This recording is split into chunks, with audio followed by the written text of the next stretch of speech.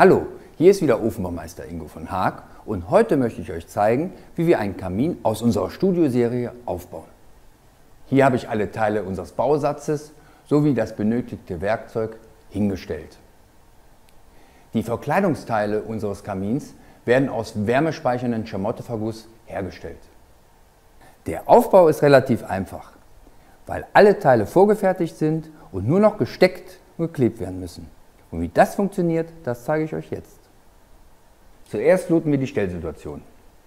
Danach legen wir die Bodenplatte, auf die der Kamin gestellt wird, und dann bauen wir das Regal. Der Fußboden und die Stellwände werden auf Lotträchtigkeit und Rechtwinkeligkeit geprüft. Die Lastverteilerplatte wird auf den Fußboden gelegt. Der Abstand zu den Wänden beträgt 5 mm.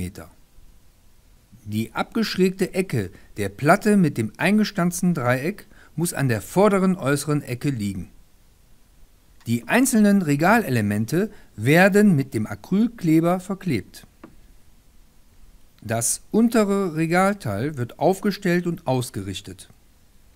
Die Regalteile sowie die restlichen Verkleidungsteile werden mit den Verbindungsstücken, sogenannten Lamellos, verbunden.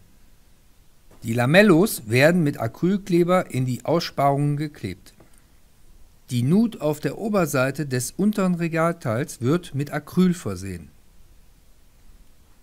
Das zweite Regalteil wird auf das untere gestellt. Die weiteren Regalteile werden auf die gleiche Weise montiert.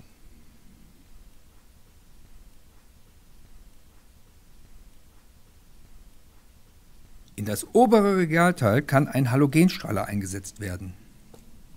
An der entsprechenden Stelle ist bereits eine Aussparung angedeutet. Die Mitte der Aussparung wird angezeichnet und nach innen durchgebohrt. Auf der Innenseite des Regals wird die Aussparung des Strahlers angezeichnet und mit der Bohrmaschine perforiert. Die Öffnung wird vorsichtig mit einem Hammer herausgeschlagen und der Rahmen des Strahlers eingesetzt. Das obere Regalteil wird aufgesetzt. Das Regal ist jetzt fertig. Die nächsten Schritte sind jetzt Aufbau und Befestigung der Isolierung, die Befestigung des Auflagerahmens und Aufstellen des Heizeinsatzes. Die Isolierplatten sind für das Standardgerät bereits komplett vorgeschnitten.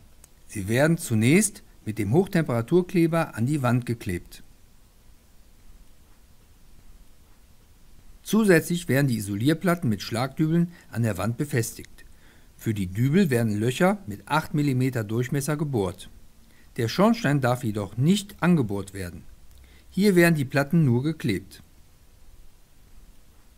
Die Löcher für die oberen Wandhalterungen des Auflagerrahmens werden angezeichnet und gebohrt. Die Wandhalterungen werden mit den entsprechenden Dübeln und Schrauben befestigt. An der Regalseite müssen die Löcher vorsichtig und ohne Schlag gebohrt werden. Der Heizansatz wird aufgestellt und die Stellfüße auf die erforderliche Höhe eingestellt. Jetzt werden Sockel und Untersims zur Probe aufgestellt. Nach dem Untersims wird der Heizeinsatz ausgerichtet. Der Heizeinsatz ist jetzt ausgerichtet. Jetzt gleich werden wir den Schornsteinanschluss erstellen und danach werden die Kaminelemente mit dem Auflagerahmen verbaut. Das Wandfutter wird mit dem Keramikfaserband in den Schornsteinanschlussstutzen eingesetzt. Um die Länge des Rauchrohres ausmessen zu können, wird der Rauchrohrbogen in das Wandfutter gesetzt. Die gemessene Länge wird auf das Rauchrohr übertragen und das Rohr mit einem Winkelschleifer oder einer Stichsäge eingekürzt. Die Schnittkante wird mit einem Winkelschleifer entgratet. Der Heizansatz kann jetzt mit dem Schornstein verbunden werden. Zur leichteren Montage werden die Teile des Rauchrohrbogens voneinander getrennt. Nachdem die Teile des Rauchrohrbogens wieder fest verschraubt sind, kann der Rauchrohranschluss durch die Reinigungsöffnung geprüft werden. Der Sockel wird mit der Anbauwand und der Lastverteilerplatte verklebt.